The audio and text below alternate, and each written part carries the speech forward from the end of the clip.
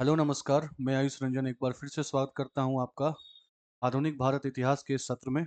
और जैसा पिछले सत्रों में हम आधुनिक भारतीय इतिहास से संबंधित प्रश्नों के ऊपर चर्चा कर रहे हैं, और मेरी कोशिश यह है कि प्रत्येक प्रश्न से संबंधित जितने भी अतिरिक्त तथ्य हैं वो आपके साथ साझा किए जाएं, ताकि आपको आगामी परीक्षाओं में इसका लाभ मिल सके। तो आइए उसी श्रृंखला में एक और प्रश्नों की श्रृंखला आपके समक्ष उपस्थित है।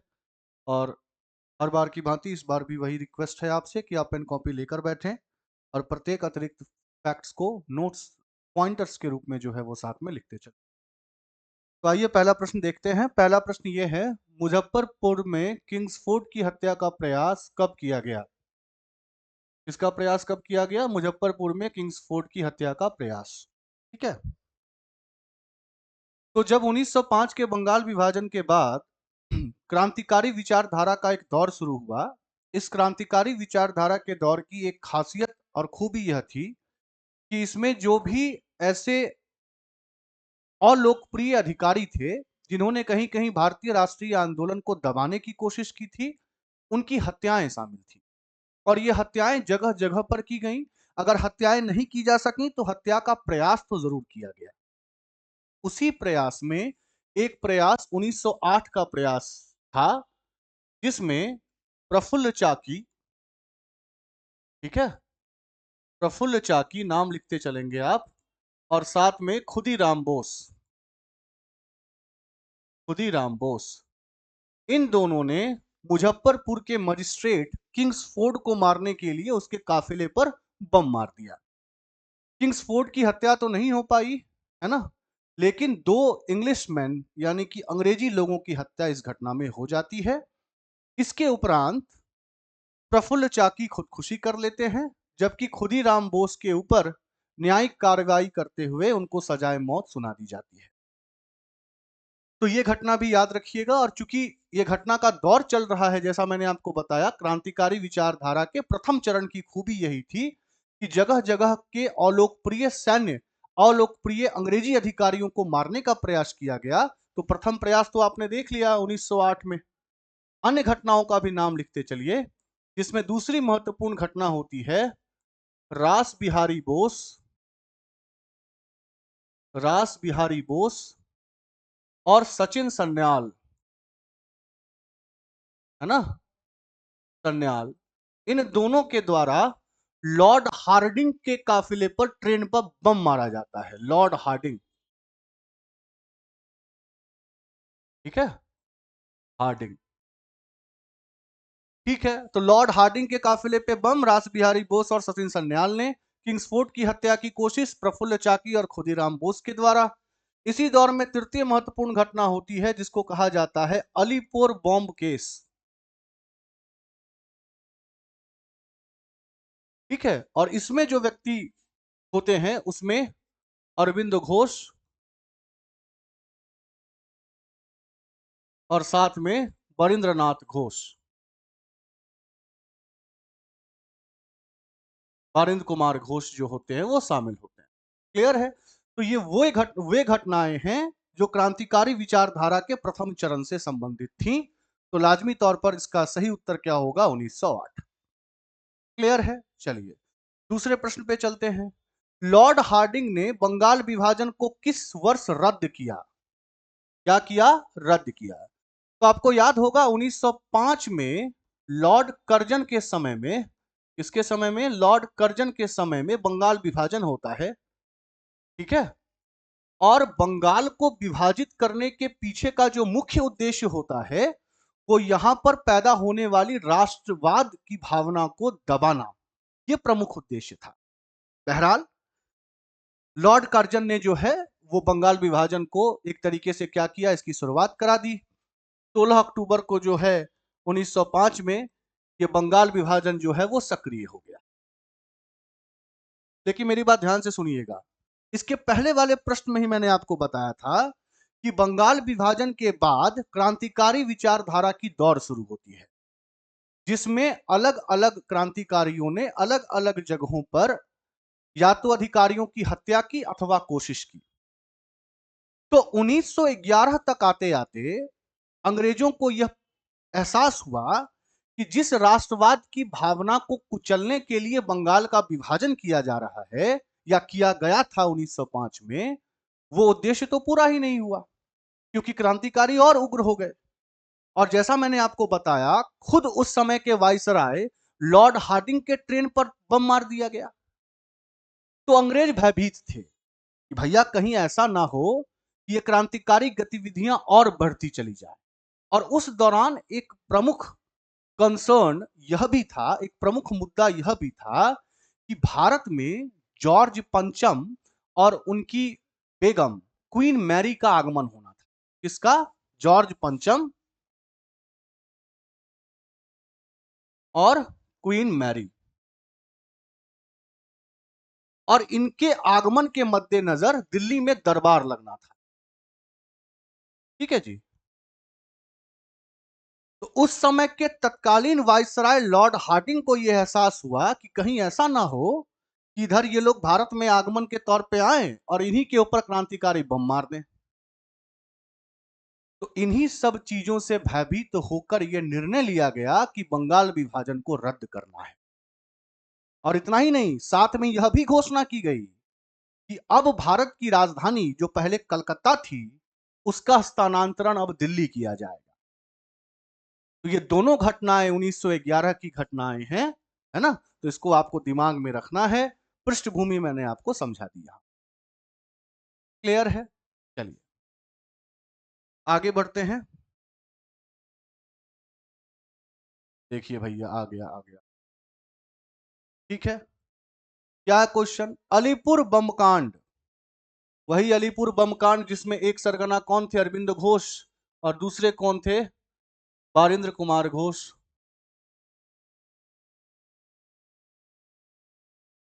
ठीक है। तो आपसे प्रश्न क्या पूछा जा रहा है? अलीपुर बम कांड में अरविंद घोष की वकालत किसने की थी? क्लियर है?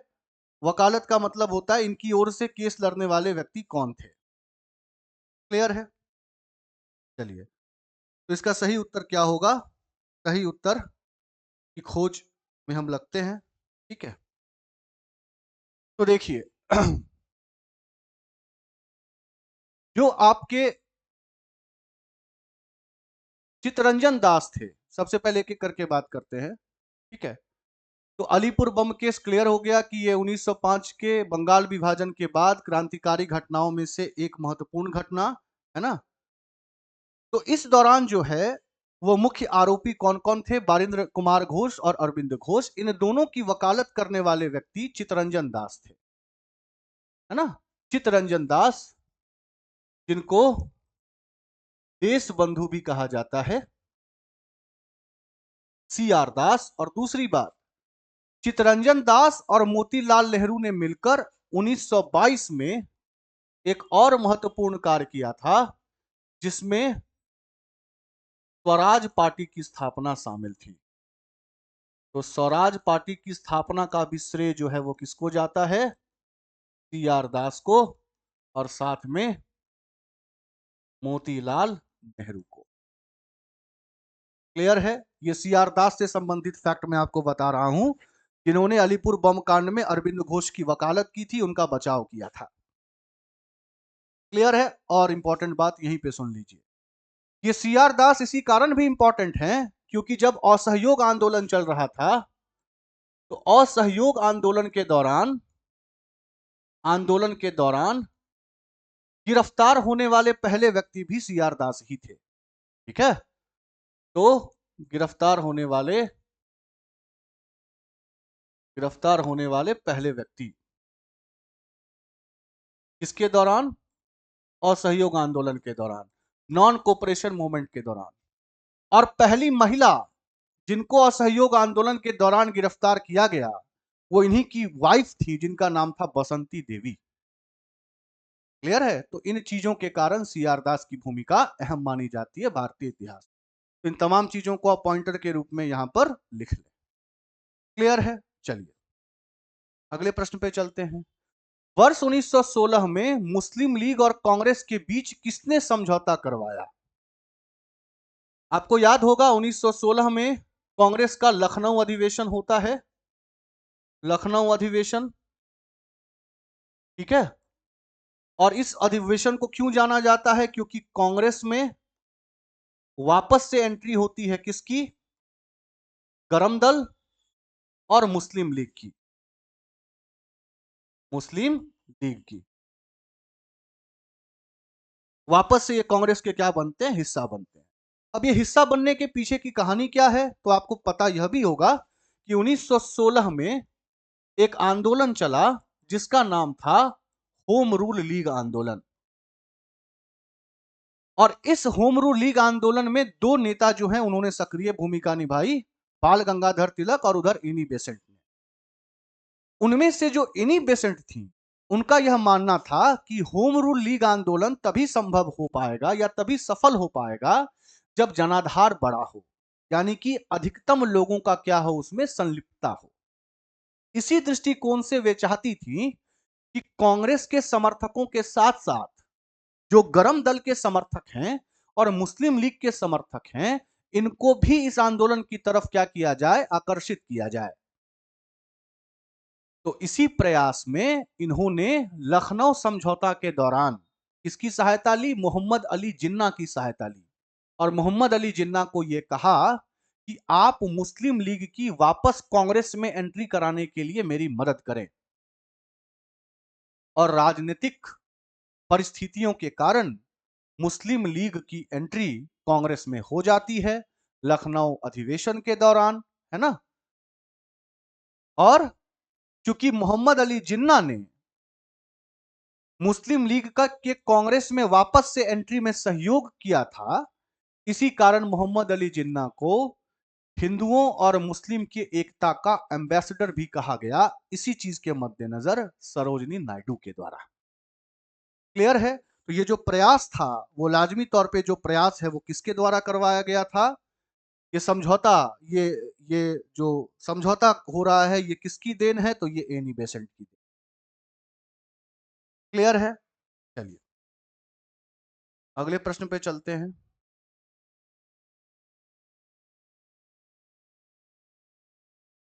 निम्नलिखित में से किस एक ने 1916 में लखनऊ में आयोजित भारतीय राष्ट्रीय कांग्रेस के अधिवेशन में अध्यक्षता की? अभी अभी लखनऊ समझौता, लखनऊ अधिवेशन आपके सामने मैंने जिक्र किया है। तो उस दौरान जो कांग्रेस के अध्यक्ष के तौर पे थे वो थे अंबिका चरण मंजुमदार या एसी मंजुमदार। ठीक है जी। तो इसको भी यानी कि 5 का डी जो है वो इस क्वेश्चन का सही उत्तर है। क्लियर? आगे आइए।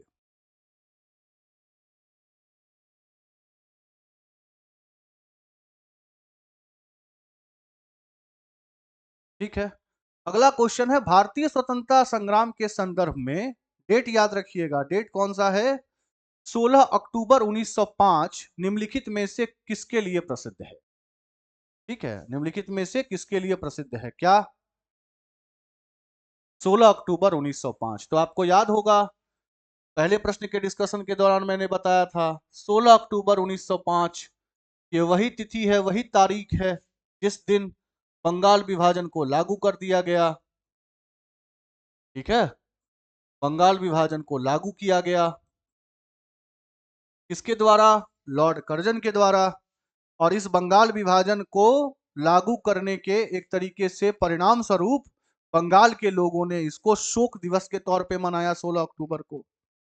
जगह जगह पर जनसभाएं आयोजित की गई, एक दूसरे के हाथों में रक्षा सूत्र बांधा गया, रक्षाबंधन मनाया गया अपने संस्कृति को मजबूत करने के मद्देनजर से।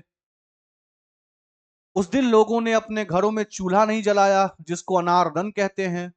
जैसे हमारे यहाँ आज भी हिंदू में यह मान्यता है कि किसी के देहांत के उपरांत चूल्हा नहीं जलता उस दिन, तो शोक दिवस के तौर पर भी उस दिन तो एक प्रकार से बहिष्कार बंगाल विभाजन का, है ना। कलकत्ता के टाउन हॉल में लोगों को संबोधित किया गया। ठीक है, गणपति त्योहार मनाया गया, गंगा स्नान किया गया। तो ये जो 16 अक्टूबर की तारीख है ये इसी कारण इंपॉर्टेंट है क्योंकि पहले में ही इसका जवाब आपके समक्ष है कि इसी दिन आधिकारिक रूप से बंगाल विभाजन क्या किया गया था? लागू किया गया था। ठीक है, किसके द्वारा? लॉर्ड कर्जन के द्वारा लागू किया गया था। और जैसा मैंने आपको बताया जिसके परिणाम स्वरूप फिर गणपति त्योहार का बनना और अलग अलग प्रकार की गतिविधियों का किया जाना। ठीक है, तो इसका सही जवाब क्या होगा? 6 का बी। चलिए आगे चलते हैं। कथन एक आइए। कथन एक क्या है? दो कथन दिए गए हैं आपको और आपसे कहा जा रहा है कि कथन एक और दो में सही संबंध क्या है वो बताइए, है ना? तो पहला कथन आइए ध्यान से पढ़ते हैं। बाल गंगाधर तिलक ने राष्ट्रवाद की भावना को जन सामान्य के बीच विस्तारित करने का प्रयास किया। किसने? बाल गंगाधर तिलक ने। तो इसमें कोई दो राय नहीं है कि बाल गंगाधर तिलक ने न केवल भारत में राष्ट्रवाद की भावनाओं को जन सामान्य तक पहुंचाने की कोशिश की, अपितु ये गरम दल विचारधारा के प्रमुख नेताओं में से भी एक थे, है ना? तो इन्होंने राष्ट्रवाद की भावना का प्रचार प्रसार तो खूब जोर शोर से किया और बड़ी मुखरता के साथ अंग्रेजी गतिविधियां जो कि भारतीय राष्ट्रवाद के अगेंस्ट थी, विरुद्ध थी, उसको क्या किया? उसका एक तरीके उस पर पद प्रहार भी किया। ये बात भी बिल्कुल तय है और अपनी मुखरता के कारण ही आपको पता है कि 1897 1897 और उधर 1908 में इनके ऊपर ये आरोप लगा कि ये अंग्रेजी हुकूमत के खिलाफ लोगों को भड़का रहे हैं और 1916 में भी आरोप लगा जब वेलेंटिना सिरोल नाम के अंग्रेजी अधिकारी ने इन्हें भारत में हो रही अशांति का जनक कहा। तो पहला स्टेटमेंट तो बिल्कुल सही है। द्वितीय स्टेटमेंट की तरफ आइए। तिलक ने दक्कन में अकाल पीड़ित लोगों की सहायता के लिए स्वयं सेवकों का एक दल संगठित किया। ठीक है, देखिए, जब भी बात दक्कन के क्षेत्र की आएगी और जब भी बात तिलक की आएगी तो तिलक और दक्कन में एक बहुत ही घनिष्ठ संबंध है। पहला संबंध तो यह है कि इन्होंने उस दौरान दक्कन में जो अकाल आया था और उससे जो पीड़ित लोग थे उनकी मदद करने के लिए एक सेल्फ हेल्प ग्रुप भी बनाया था, स्वयं सेवकों का दल भी बनाया था। यह भी कथन सही है। और दक्कन की जब जब बात आएगी तो आपको दिमाग में यह भी रखना है कि इन्होंने दक्कन एजुकेशन सोसाइटी की भी स्थापना की थी, है ना? दक्कन एजुकेशनल सोसाइटी, इसके प्रमुख संपादकों में, ये संस्थापकों में बीजी तिलक, है ना? और बीजी तिलक की को असिस्ट करने वाले गोपाल गणेश अगरकर, गोपाल गणेश अगरकर, इनका नाम भी लिखते चलेंगे आप। और इनके साथ एक और व्यक्ति विष्णु शास्त्री चिपलंकर, विष्णु शास्त्री चिपलंकर, इन सब लोगों ने मिलकर दक्कन में दक्कन एजुकेशन सोसाइटी की भी स्थापना की, जिसका प्रमुख उद्देश्य भारतीय शिक्षा को बढ़ावा देना और पाश्चात्य शिक्षा का बहिष्कार करना था। क्लियर है? तो दक्कन में अकाल पीड़ितों की मदद करने का भी श्रेय इन्हीं को जाता है। ठीक है, और दूसरी तरफ दक्कन एजुकेशन सोसाइटी की भी स्थापना का श्रेय इन्हीं को जाता है। इनके साथ फिर गोपाल गणेश अगरकर और विष्णु शास्त्री चिपलंकर। तो कायदे से ये दोनों कथन अपने आप में सत्य हैं, इसमें कोई दो राय नहीं। लेकिन जो द्वितीय कथन है वो पहले का स्पष्टीकरण नहीं है। स्पष्टीकरण का मतलब होता है कि वो कथन जो पहले वाले कथन की सत्यता को प्रमाणित करे। तो ये दोनों कथन इंडिविजुअल रूप से बिल्कुल सही हैं, लेकिन द्वितीय कथन प्रथम कथन को स्पष्टीकृत नहीं करता है। इसका मतलब यह है कि दोनों कथन वैसे सही हैं और कथन दो कथन एक का सही स्पष्टीकरण नहीं है। मैं वापस से कह रहा हूं, दोनों स्टेटमेंट सही हैं। क्यों? कारण आपके समक्ष है। लेकिन पहला कथन जो ये कह रहा है कि इन्होंने राष्ट्रवाद का विस्तार किया, इसका स्पष्टीकरण ये नहीं है कि उन्होंने दक्कन में अकाल पीड़ित लोगों की सहायता के लिए एक स्वयंसेवक संस्था की स्थापना करवाई। हाँ, अगर यहीं पर दूसरा स्टेटमेंट यह होता, फॉर एग्जाम्पल, कि उन्होंने अपनी केसरी पत्रिका की सहायता से राष्ट्रवाद को जगाने का प्रयास किया, तो वह कथन पहले कथन का सहयोगी कथन होता। तो ऐसी स्थिति में उत्तर एक होता। क्लियर है? तो यहां दोनों कथन व्यक्तिगत रूप से सही हैं, पर द्वितीय पहले का सही स्पष्टीकरण नहीं है। ठीक है जी, चलिए आगे चलते हैं।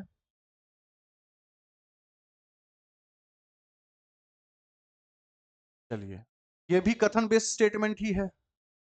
क्या है? एनी बेसेंट ने, पहला कथन, एनी बेसेंट ने होम रूल लीग आंदोलन के दौरान कांग्रेस और मुस्लिम लीग को एक साथ लाने का काम किया। ये स्टेटमेंट बिल्कुल सही है। थोड़ी देर पहले भी हमने डिस्कस किया। किसके सहयोग से? मोहम्मद अली जिन्ना के सहयोग से। क्योंकि उनका मानना क्या था कि होम रूल लीग आंदोलन तभी संभव है जब जनाधार बड़ा हो, और जनाधार को बड़ा करने के लिए मुस्लिम लीग और गरम दल के नेताओं का समर्थन भी चाहिए। तो इसी के मद्देनजर उन्होंने क्या किया? 1916 के अधिवेशन में दोनों को एक साथ लाया। स्टेटमेंट बिल्कुल सही। द्वितीय कथन इसका कारण दे रहा है, ये पहले कारण पढ़े। एनी बेसेंट ने यह महसूस किया कि होम रूल लीग आंदोलन के लिए आम जनता का समर्थन पाना आवश्यक था। बस वही बात कि आखिरकार मुस्लिम लीग और गरम पंथ के नेताओं को वापस कांग्रेस में लाने के पीछे का कारण क्या? कारण बिल्कुल स्पष्ट कि जनाधार क्या हो, बड़ा हो, मुस्लिम लीग के समर्थकों का भी सहयोग हो, गरम दल के नेताओं के समर्थकों का भी सहयोग हो, और तभी यह होम रूल लीग आंदोलन सफल हो सकती है। इसका मतलब यह है कि दोनों कथन व्यक्तिगत रूप से सही भी हैं, साथ ही द्वितीय कथन पहले कथन का सही स्पष्टीकरण भी है। यानी कि दोनों कथन सही हैं और कथन द्वितीय, सेकंड कथन एक का सही स्पष्टीकरण। क्लियर है? तो इसका सही जवाब क्या हो गया? ए हो। क्लियर है? चलिए आगे आइए। अगला क्वेश्चन, क्या क्वेश्चन है? निम्नलिखित में से वह कौन था जो काकोरी षड्यंत्र कांड में फांसी की सजा से बच गया? अब इसका उत्तर देने के लिए तो पहले आपको काकोरी षड्यंत्र जानना पड़ेगा और काकोरी षड्यंत्र की भूमिका को समझना पड़ेगा। देखें, 1920 में जिस असहयोग आंदोलन की स्थिति गांधी जी के कारण चालू हुई, वो 1922 में चौरी चौरा कांड के बाद वापस ले ली गई। चौरी चौरा कांड, है ना? मतलब चौरी चौरा कांड के बाद असहयोग आंदोलन को गांधी जी ने वापस ले लिया, क्योंकि गांधी जी को यह शक था कि उनके आंदोलन में, जो कि मुख्य तौर पर अहिंसात्मक आंदोलन के तौर पे था, उसमें हिंसा के तत्व प्रवेश कर रहे थे, है ना? और चौरी चौरा कांड था भी कुछ उसी प्रकार का कांड, जिसमें गोरखपुर के पास स्थित चौरी चौरा नाम के स्थान पे स्थानीय लोगों ने वहां के पुलिस स्टेशन में आग लगा दी और वहां पे पुलिस अधिकारियों की मौत हो गई, है ना? तो गांधी जी ने इसको, अब इसका परिणाम क्या हुआ? परिणाम यह हुआ कि जब असहयोग आंदोलन की शुरुआत गांधी जी ने की, तो बहुत सारे युवा नेता, जिनमें भगत सिंह, सुखदेव, राजगुरु, चंद्रशेखर प्रसाद, अशफाक उल्लाह खान, बिस्मिल, ये तमाम लोग शामिल थे। उनको कहीं ना कहीं ऐसा लगा कि अब गांधी जी के नेतृत्व में भारतीय राष्ट्रीय आंदोलन सही तरीके से चलेगा, और इन तमाम युवा नेताओं ने असहयोग आंदोलन के दौरान गांधी जी के साथ अपनी सहमति भी जाहिर की। लेकिन जब 1922 में चौरी चौरा कांड के बाद ये घटना, ये असहयोग आंदोलन वापस ले लिया गया, तो ये युवा क्रांतिकारी नेता नाखुश हो गए। इन्हें गांधी जी के इस कृत्य से बहुत दुख हुआ, है ना? और इसी दुख का परिणाम था कि भारतीय आधुनिक इतिहास में क्रांतिकारी विचारधारा की द्वितीय चरण की शुरुआत होती। पहले चरण की शुरुआत बंगाल विभाजन के बाद, है ना, जहां पे सचिन सन्याल, रास बिहारी बोस, लाला हरदयाल, उधर गदर पार्टी से संबंधित इन तमाम नेताओं की स्थिति, क्रांतिकारियों की स्थिति आती है, और यह द्वितीय चरण है। तो जब द्वितीय चरण की क्रांतिकारी विचारधारा की शुरुआत हुई, तो उस दौरान क्रांतिकारियों की मंशा यह थी कि हर एक प्रकार से अंग्रेजी हुक्मरानों को चुनौती देना। अब उस चुनौती में एक तो अलोकप्रिय अधिकारियों की हत्या तो शामिल थी ही थी, साथ में क्रांतिकारियों की यह भी कोशिश थी कि अंग्रेजी जो ट्रेजरी है, खजाने हैं, उनको लूटा जाए, है ना? तो इसी लूटने के मद्देनजर से 1925 में, 1925 में दो प्रमुख भारतीय क्रांतिकारी, जिनमें से एक राम प्रसाद बिस्मिल थे और दूसरे अशफाक उल्लाह खान, राम प्रसाद बिस्मिल, राम प्रसाद बिस्मिल और अशफाकुल्ला खान। अशफाकुल्ला खान, इनको यह सूचना मिलती है कि अंग्रेजों की एक ट्रेन जो है ना, वो काकोरी नाम के स्टेशन से गुजरने वाली है। कौन सी ट्रेन? तो Lucknow Saharanpur 8 down train. Lucknow Saharanpur 8 down train. और इन्हीं दोनों के दिमाग की ये उपज होती है कि ये लोग तय करते हैं कि काकोरी स्टेशन पर इसको लूट लिया जाए, खजाने को क्या किया जाए, लूट लिया जाए। ठीक है, तो ये दोनों व्यक्ति तो हो ही गए, इनके साथ साथ अन्य क्रांतिकारी, जिसमें राजेंद्र लहरी, है ना, रोशन सिंह, ये तमाम लोग शामिल थे। ये काकोरी स्टेशन पर इन्होंने लूट मचानी शुरू कर दी। दो तरफा फायरिंग होती है, जिसमें से एक निर्दोष व्यक्ति की भी हत्या हो जाती है। बहरहाल, इसी घटना को इतिहास में क्या कहा जाता है? काकोरी कांड। जो काकोरी कांड यहां पर था 1925 की ये घटना। अब इस घटना के बाद टोटल 8 क्रांतिकारी इसमें संलिप्त थे, जिसमें से 4 को फांसी दी गई और 4 को इंप्रिजमेंट यानी कि कारावास दिया। तो 4 लोग जिनको फांसी दी गई, उसमें से बिस्मिल तो थे ही, दूसरे इसके दूसरे मास्टरमाइंड अशफाकुल्लाह, रोशन सिंह, है ना, और रोशन सिंह के साथ एक और व्यक्ति राजेंद्र लहरी।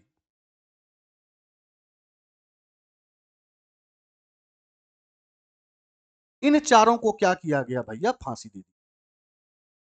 क्लियर है? तो आपसे क्या पूछा जा रहा है कि कौन फांसी से बच गया? अशफाकुल्ला खान को फांसी मिली, राजेंद्र लहरी को फांसी मिली, राम प्रसाद बिस्मिल को फांसी मिली, रोशन सिंह को फांसी मिली, चंद्रशेखर आजाद को फांसी नहीं मिली। ये तो आगे चलकर आपको इलाहाबाद की अल्फ्रेड पार्क की वो घटना याद होगी, जहां पर ये अंग्रेजों से घिरने के कारण इन्होंने खुद की गोली मार ली थी। क्लियर है? तो इसका सही जवाब क्या है? चंद्रशेखर आजाद को फांसी नहीं मिली। अब यहीं पर एक बात और सुनिएगा, क्योंकि ये क्वेश्चन एग्जाम्स में आ रखा है। क्वेश्चन क्या है? अक्सर आपने सुना होगा, सरफरोशी की तमन्ना अब हमारे दिल में है, देखना है जोर कितना बाजू के कातिल में है। तो जब राम प्रसाद बिस्मिल को फांसी लग रही थी, तो इन्होंने फांसी के तख्त पर यह लाइन दोहराया था, सरफरोशी की तमन्ना अब हमारे दिल में है। अब क्वेश्चन घुमाकर कभी कभी ये पूछ देता है कि सरफरोशी की तमन्ना अब हमारे दिल में है, इसके रचनाकार कौन थे? और बच्चे गलती करके किसका नाम दे आते हैं? राम प्रसाद बिस्मिल। गलत है।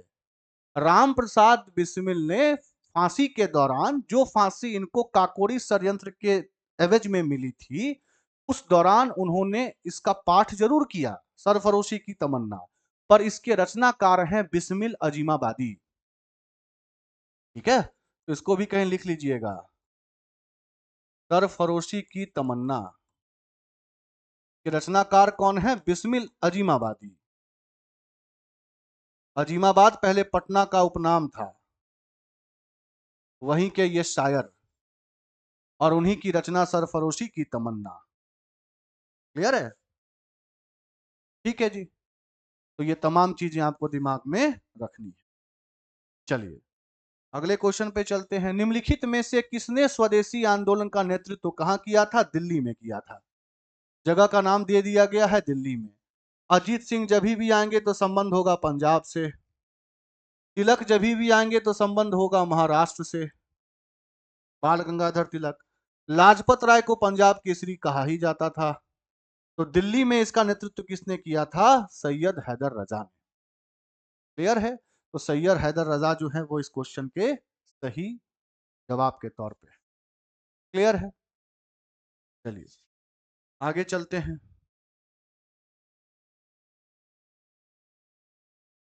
अब लो भैया, तो इससे सिंपल क्वेश्चन क्या मिल सकता है आपको?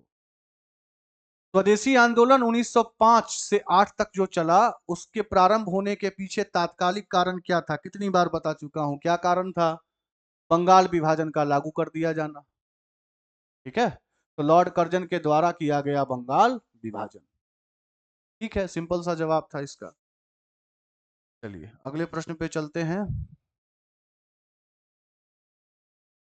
प्रथम महायुद्ध के दौरान कहां, यह क्वेश्चन बहुत इंपॉर्टेंट और अच्छा है, बहुत ही ज्यादा इंपॉर्टेंट और बहुत ही अच्छा है। क्या है क्वेश्चन, ध्यान से पढ़ेंगे।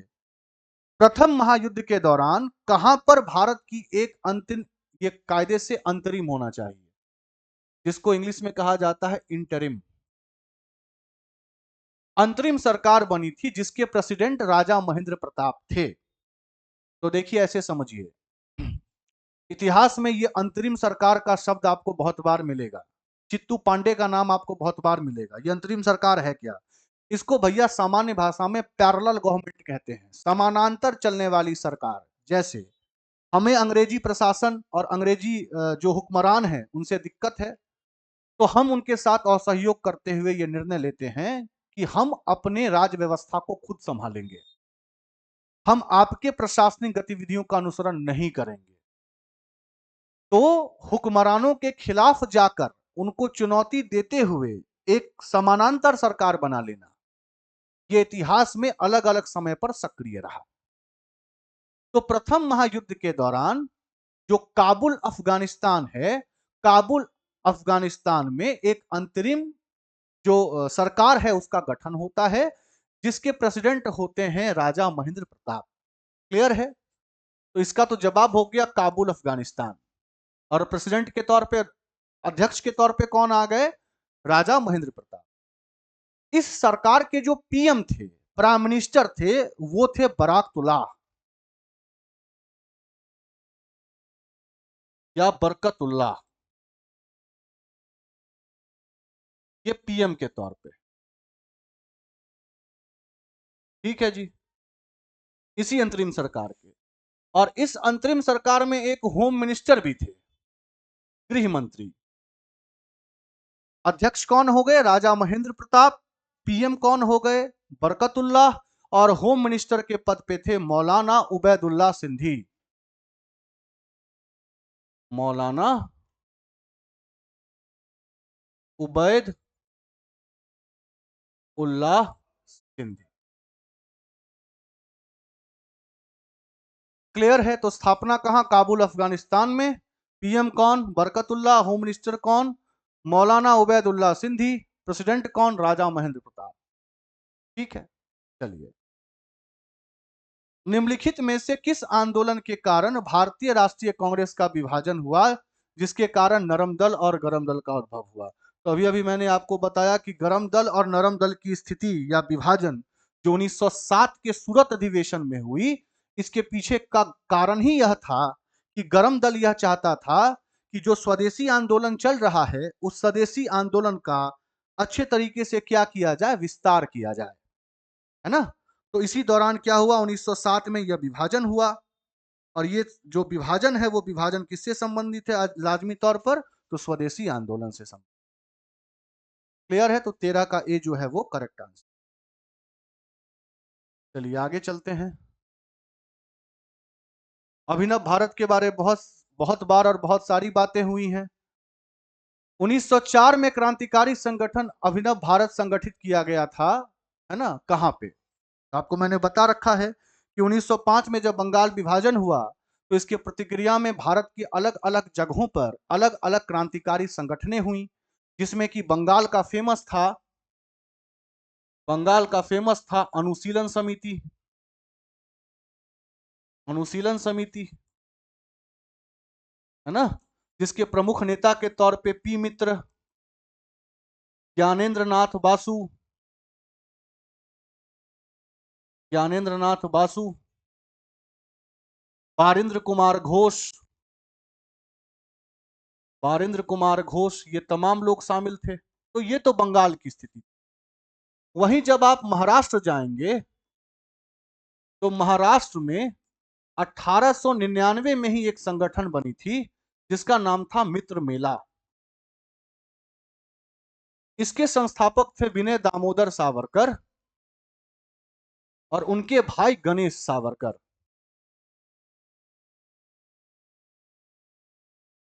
कहां पे, महाराष्ट्र में। और इसी संगठन का 1904 में नाम तब्दील होकर क्या बन जाता है, अभिनव भारत। क्लियर है, तो कहां से संबंधित है भैया, महाराष्ट्र से।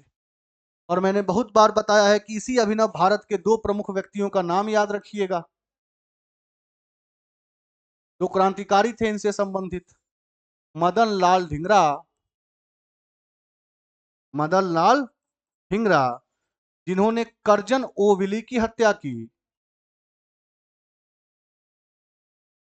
और दूसरे थे अनंत कान्हर, जिन्होंने नासिक के मजिस्ट्रेट जैक्सन की हत्या की, है ना। और इसी षड्यंत्र में फिर माननीय बीडी सावरकर को काला पानी की सजा दी गई, नासिक षड्यंत्र के तहत, क्योंकि उन पे आरोप था कि मारने के लिए पिस्तौल किसने उपलब्ध करवाई थी, बीडी सावरकर ने। क्लियर है। तो कहां का संगठन है, महाराष्ट्र का।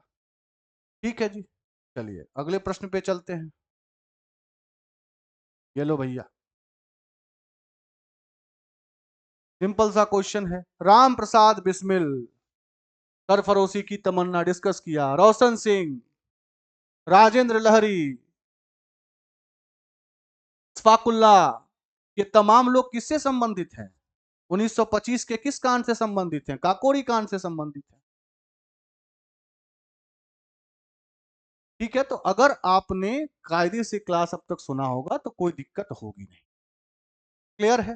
चलिए, महात्मा गांधी ने सत्याग्रह क्रियाविधि सबसे पहले कहां प्रयोग किया उन्होंने। ठीक है, तो जब महात्मा गांधी की बात की गई, सत्याग्रह की बात की गई, तो थोड़ी सी बात होनी लाजमी है, वरना गांधी जी बुरा मान जाएंगे। ठीक है, आपको पता होगा कि गांधी जी ने अपनी जो शुरुआती दौर की जर्नी थी वो उन्होंने साउथ अफ्रीका में की, और साउथ अफ्रीका में उन्होंने एक तरीके से अपने सत्याग्रह के वेपन को तराशा, और वो भारतीय सरजमी पर 1905 में लौटते 1915 में लौटते हैं। 1915 में क्या होता है, भारत वापसी। समझिएगा इस चीज को, भारत वापसी किसकी, गांधी जी की। और ये पहली बार लोगों के समक्ष हाजिर होते हैं कब, तो बीएचयू के उद्घाटन समारोह में, उद्घाटन समारोह। तो इस समय इनका पहला एक तरीके से क्या होता है, लोक अभिव्यक्ति, आप इसको यूं कह लें पब्लिक एड्रेस, लोगों को संबोधन, तो लोक संबोधन होता है। अब मेरी बात ध्यान से सुनते रहिएगा प्लीज। तो जब ये साउथ अफ्रीका में अपने कृत्य में सफल हुए, तो इनके मन में यह लालसा थी कि भारत में आते के साथ ही कुछ सत्याग्रह का धूमधाम मनाया जाए, है ना, मतलब भारतीय राजनीति को अपने वश में किया जाए। तब इनके राजनीतिक गुरु गोपाल कृष्ण गोखले ने इनको सलाह देते हुए यह कहा कि आप तुरंत भारतीय राजनीति में सक्रिय भूमिका ना निभाएं, आप पहले अपने सत्याग्रह के इस हथियार को टेस्ट करें कहीं पर। और उसी टेस्ट करने के मद्देनजर इन्होंने भारतीय राजनीति की मुख्य धारा में प्रवेश करने से पूर्व 3 जगहों पर एक्सपेरिमेंट किया, और तीनों जगह पर यह सफल रहे, जिसमें 1917 में चंपारण, और 18 में अहमदाबाद और खेड़ा। ठीक है जी। तो पहली बार प्रयोग कहां किया उन्होंने, तो लाजमी तौर पर जवाब है इसका चंपारण। और बात यही नहीं रुकेगी, वास्तव में चंपारण में जो मुद्दा था, किसानों का मुद्दा था, उस मुद्दा को कहते हैं तीन कठिया प्रणाली। तीन कठिया प्रणाली। अब ये तीन कठिया प्रणाली थी क्या, तीन कठिया मतलब अपने जमीन के 3/20 भाग पर चंपारण के जो कृषक थे उनको कहा जा रहा था कि आप नील की खेती कीजिए, नील जिससे डाई बनता है, कलर बनता है। तो भैया उन लोगों ने नील की खेती करना शुरू कर दिया, इसमें दिक्कत क्या था। लेकिन उसी दौरान क्या हुआ कि जर्मनी में आर्टिफिशियल इंक का बोलबाला आ गया। तो जब आर्टिफिशियल इंक का बोलबाला आ गया तो नील का डिमांड कम होने लगा। तो जब नील का, अच्छा, इस खेती से पूर्व जो अंग्रेजी ठेकेदार होते थे ना, वो किसानों से एक एग्रीमेंट साइन करवाया करते थे, पट्टा, एग्रीमेंट को पट्टा कहते हैं। वो साइन करवाया करते थे कि आप अपने 3/20 जब भूभाग पे नील की खेती करेंगे और ये अमुक रुपए हम आपको इस खेती के बदले देंगे। जो कि पहले से ही बहुत कम होता था। तो जब ये डिमांड घटने लगा तो उधर बेचारे किसान फंस गए। ना तो उनकी नील निकल पा रही थी, ना पैसा आ पा रहा था। और जब ये साहूकारों के पास, ठेकेदारों के पास जाकर ये बोलते थे, कम से कम हमें इस जमीन पर कुछ और की खेती करने की इजाजत तो दीजिए, वो भी इजाजत नहीं मिल रही थी। उस इजाजत के बदले उनसे बहुत ज्यादा पैसा ऐंठा जा रहा था। तो इसी मुद्दे के बिहाफ पर एक व्यक्ति हुए जिनका नाम था राजकुमार शुक्ल। राजकुमार शुक्ल। राजकुमार शुक्ल ने ही इस पूरे के पूरे मामले पर गांधी जी को चंपारण आने के लिए न्योता दिया। मतलब न्योता देने वाले व्यक्ति कौन? राजकुमार शुक्ल। मुद्दा क्या? तिनकठिया क्या होता है बता चुका। और गांधी जी इधर इस फिराक में थे ही कि अपने चंपारण इस सत्याग्रह के का जो वेपन है, हथियार है, इसका प्रयोग किया जाए। तो ये चल देते हैं। और उनके साथ फिर उस दौरान बहुत सारे नेता भी उनके सहभागी बनते हैं, जिसमें मजहर उल हक, राजेंद्र प्रसाद, राजेंद्र प्रसाद, मजहर उल हक, है ना, महादेव देसाई,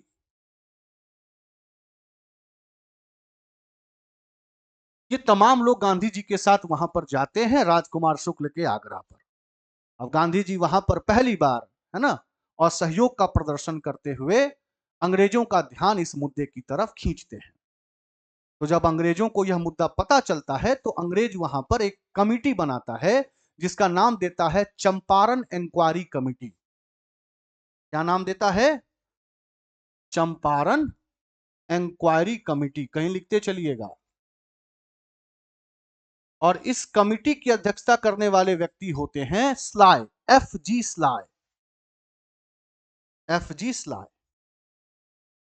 जब ये कमिटी निरीक्षण करती है मामले का, तो मामले के बाद अंग्रेजी हुकूमत को परामर्श देती है कि आप चंपारण से रिलेटेड एक अधिनियम निकालिए जिसको कहा गया है चंपारण एग्रेरियन लॉ।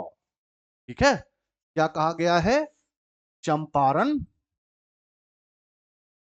एग्रेरियन। सारे इंपॉर्टेंट प्रश्न है लॉ। और इस लॉ को, इस नियम को लाने वाला प्रमुख व्यक्ति था डब्ल्यू माउडे। और इसी लॉ के तहत यह कहा गया कि आपने जो किसानों से रकम वसूला है ना, उस रकम का 25% आप किसानों को वापस कर दीजिए। ठीक है? तो जहां किसानों को कुछ नहीं मिल रहा था, वहां महात्मा गांधी के हस्तक्षेप से किसानों से लिए गए पैसे का 25% उनको लौटा दिया गया। है ना? पहले कमेटी बनी एफजी सलाय के नेतृत्व में, फिर एक एक्ट आया डब्ल्यू माउडे के नेतृत्व में, और फिर जाके 25% चीजें उनको वापस की। क्लियर है? तो ये पूरा का पूरा चंपारण सत्याग्रह से संबंधित तथ्य। किसने बुलाया था, क्यों बुलाया था, कहां, एक चीज और, इस चंपारण के दौरान गांधी जी को मारने की भी कोशिश की गई, है ना, जहर देकर। और उस समय उनकी जान बचाने वाले व्यक्ति थे बतक मियां। तो कहीं लिख लीजिएगा बतक मियां का भी नाम।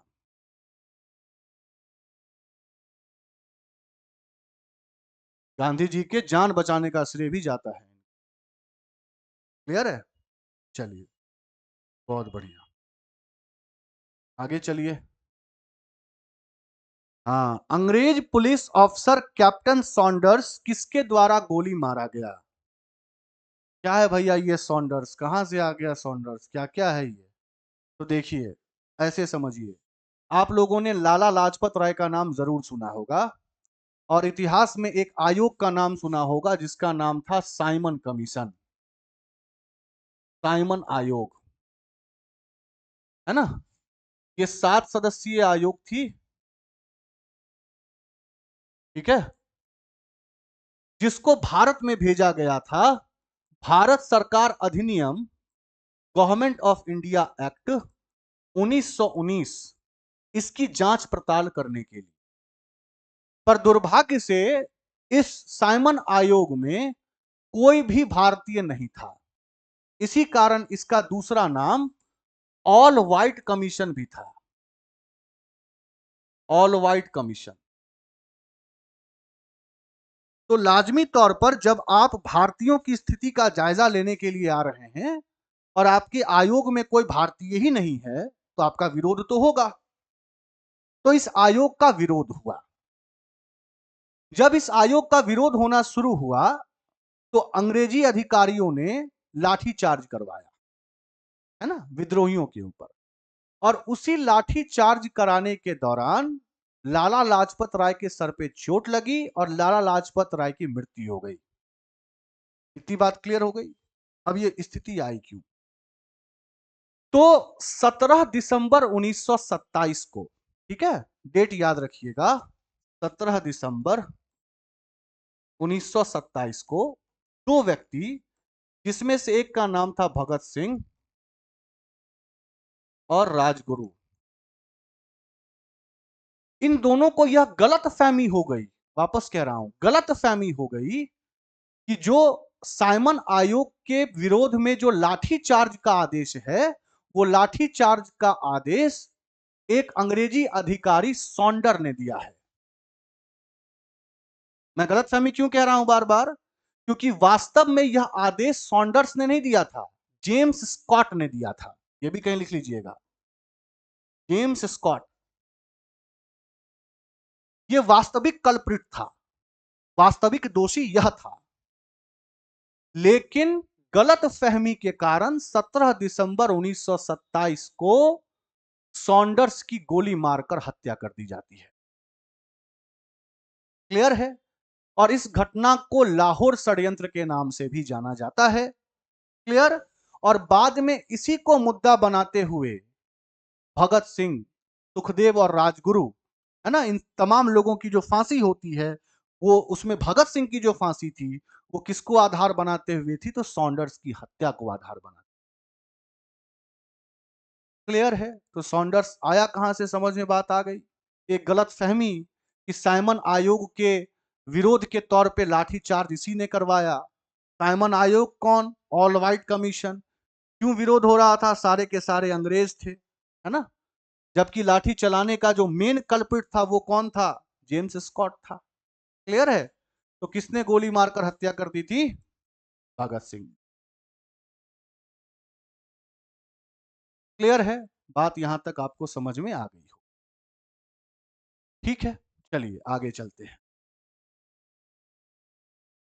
जय हिंद का नारा किसने दिया? अब देखिए, इस सवाल को समझने के लिए आप एक पृष्ठभूमि समझ जाइए, संबंधित सारे प्रश्न आपके हो जाएंगे। ठीक है। तो शुरुआती चरण की जब आप बात करते हैं, 1905 के बाद जो क्रांतिकारी गतिविधियां चल रही थी, उनमें से एक व्यक्ति थे जिनका नाम था रास बिहारी बोस। क्या नाम था? रास बिहारी बोस।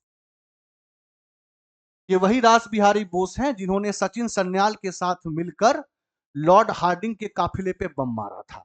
बहरहाल, रास बिहारी बोस जो है ना, वो 1915 में भारत से भाग जाते हैं। ठीक है। 1915 में क्या होते हैं? ये भारत से भाग जाते हैं।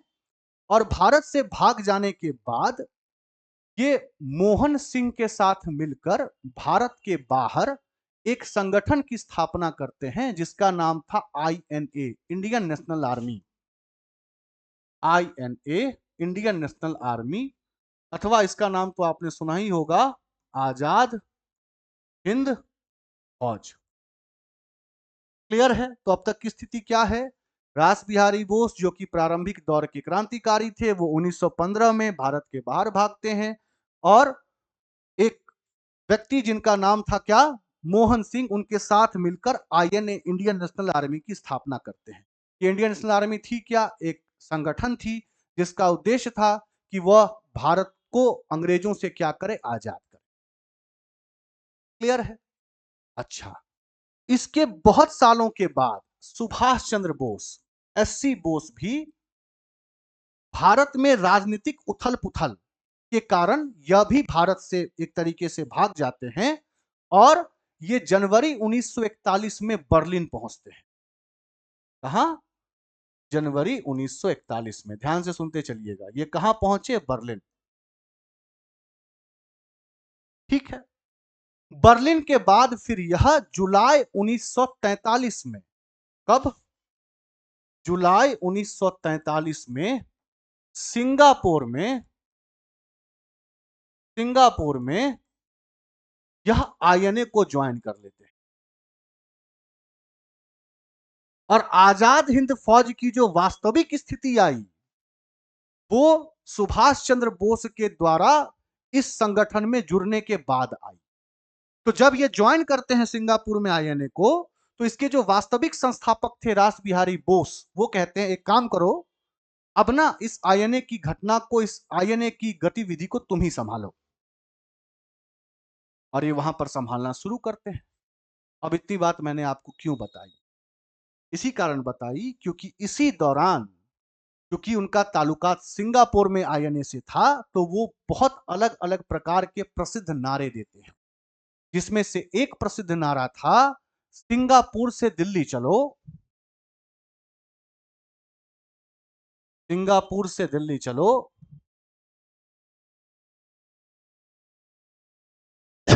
दूसरा प्रसिद्ध नारा आपने सुना होगा, तुम मुझे खून दो मैं तुम्हें आजादी दूंगा।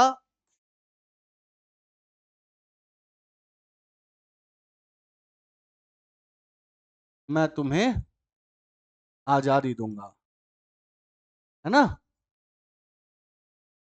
जय हिंद, ये तमाम जो नारे हैं वो किससे संबंधित है? सुभाष चंद्र बोस से। कब के बाद ये नारे आए? जब उन्होंने 1943 में क्या ज्वाइन किया? आईएनए। वो आईएनए जिसकी आधिकारिक रूप से स्थापना किसने की थी? रास बिहारी बोस ने। क्लियर है? अब इतनी पृष्ठभूमि अगर क्लियर है तो लाजमी तौर पर इसका जवाब क्या हो गया? सुभाष चंद्र बोस। एक चीज और, जब इन्होंने आजाद हिंद फौज को ज्वाइन किया तो वहां पर उन्होंने भारतीयों को रिक्रूट करना शुरू किया। वे भारतीय जो भारत के बाहर में थे और क्रांतिकारी विचारधारा से एक तरीके से क्या थे? तो संबद्ध थे। और इन्होंने फिर वहां पर, जैसे मिलिट्री में अलग अलग रेजिमेंट होता है, वैसे ही इन्होंने रेजिमेंट बनवाए, है ना? जिसमें महिलाओं के लिए रेजिमेंट बनाई, उसका नाम था रानी लक्ष्मीबाई रेजिमेंट। क्लियर है? तो इस प्रकार से रेजिमेंट उन्होंने बनाई, है ना? और तो ये तमाम चीजें किससे संबंधित? सुभाष चंद्र बोस से संबंधित। तो दिमाग में इसको रखिएगा। चलिए आगे चलते हैं।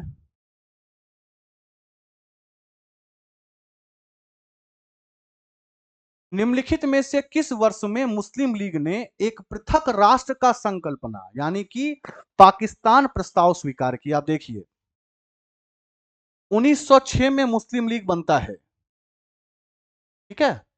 लेकिन जब यह मुस्लिम लीग बनता है तो इसकी शुरुआती मांगों में अलग राष्ट्र की बात नहीं थी, है ना? शुरुआती मांगों में केवल यह था कि हमें आप अलग से निर्वाचन करने का अधिकार दे दीजिए, बस, पृथक निर्वाचन।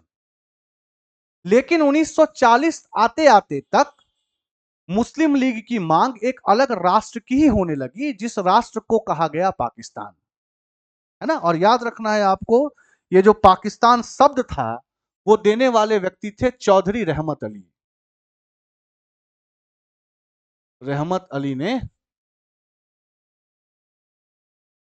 पाकिस्तान शब्द प्रतिपादित किया,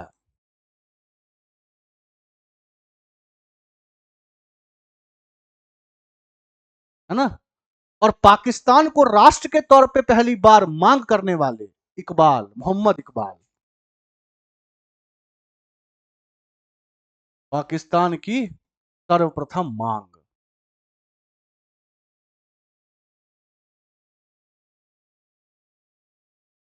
क्लियर है?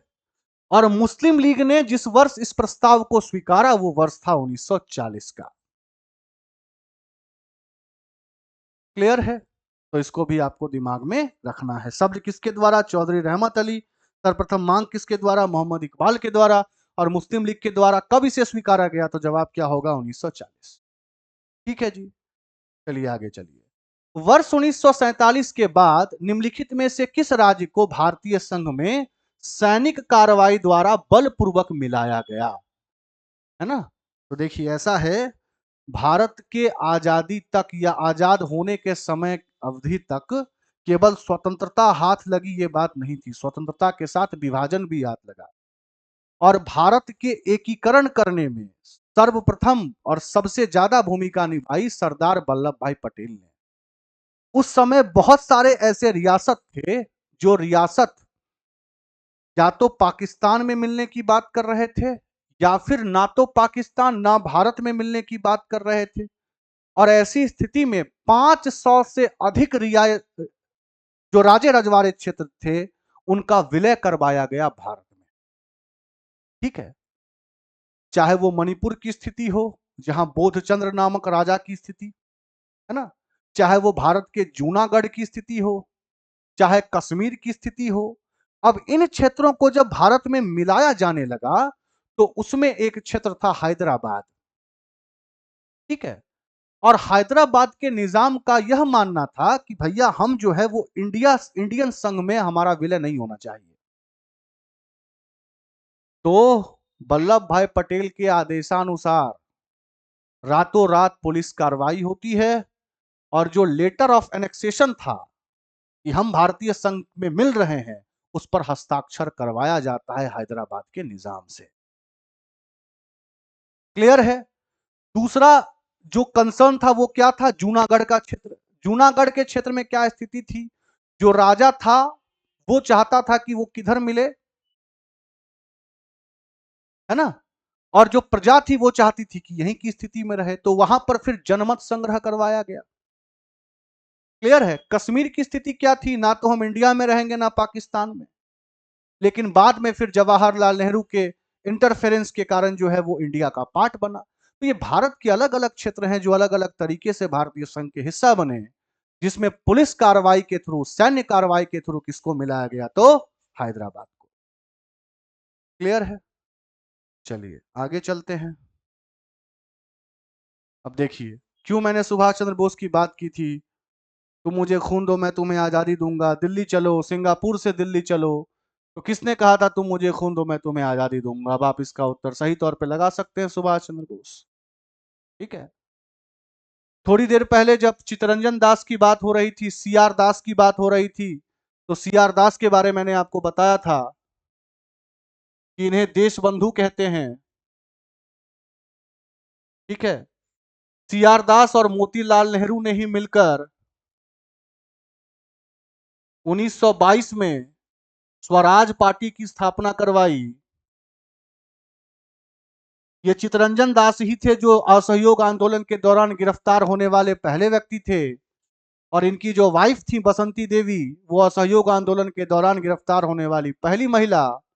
ये तमाम चीजें जिस एक व्यक्ति को सुशोभित करती हैं वो कौन है, चित्तरंजन दास, सीआर दास। तो देश बंधु किसकी उपाधि है, चित्तरंजन दास की। क्लियर है। चलिए आगे चलते हैं। कांग्रेस का 1929 का अधिवेशन जिसमें पूर्ण स्वराज का लक्ष्य घोषित किया गया, कहां पर हुआ था? देखिए ध्यान से सुनिएगा। 1929 का यह सत्र बहुत इंपॉर्टेंट है ना। जगह है लाहौर, नेता है जवाहरलाल नेहरू।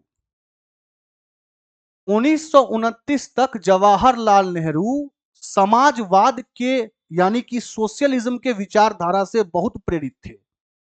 और समाजवाद की विचारधारा जो है ना, वो पूंजीवाद के विचारधारा का खंडन करती है। पूंजीवाद वही जिसके समर्थक अंग्रेज थे। तो 1929 में जब लाहौर में अधिवेशन हुआ कांग्रेस का, तो उसकी अध्यक्षता किसने की, जवाहरलाल नेहरू ने की। और स्पष्ट तौर पे कहा कि अब हमें पूरी आजादी चाहिए, पूर्ण स्वराज चाहिए। ठीक है। तो पूर्ण स्वराज की संकल्पना 1929 में कहां पर, लाहौर में। किसकी अध्यक्षता में, जवाहरलाल नेहरू की अध्यक्षता में। दूसरी बात, इसी दौरान जवाहरलाल नेहरू का एक फेमस कथन है, और वो कथन क्या है कि मैं पूर्ण रूप से यह मानता हूं कि मैं एक समाजवादी हूं, और मेरा ऐसे किसी भी तंत्र में विश्वास नहीं है जो पूंजीवाद पर चलता हो। ठीक है जी। तो पूर्ण स्वराज बराबर लाहौर अधिवेशन बराबर 1929 बराबर क्या, जवाहरलाल नेहरू। क्लियर है। अगले प्रश्न को देखिए। कांग्रेस ने भारत छोड़ो आंदोलन का प्रस्ताव किस वर्ष पारित किया?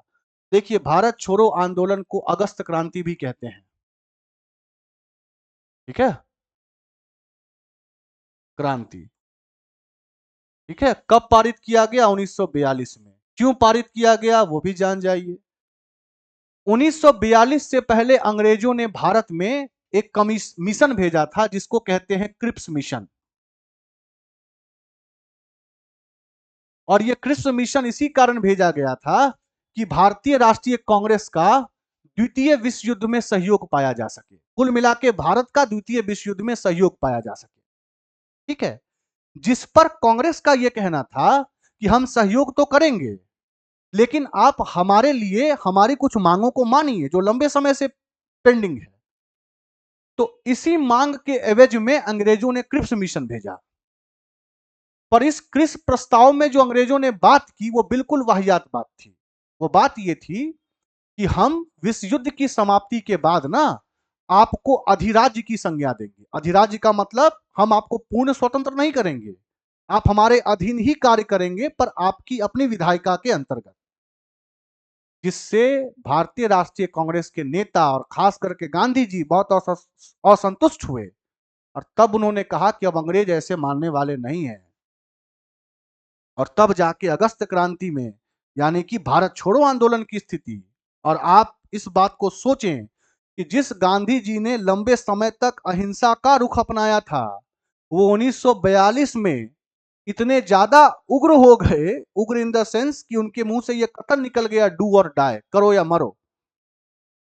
ठीक है, तो ये तमाम चीजें कब संबंधित? 1942 में। क्यों ये लागू हुआ? क्योंकि क्रिप्स मिशन विफल हुआ। ठीक है, इसके विफलता के परिणाम स्वरूप ही भारत छोड़ो आंदोलन। ठीक है जी, और लास्ट क्वेश्चन है हमारा, ये देखो, सुभाष चंद्र बोस ने सिंगापुर में दिल्ली चलो का नारा कब दिया? तो कब बताया था आपको? थोड़ी देर पहले।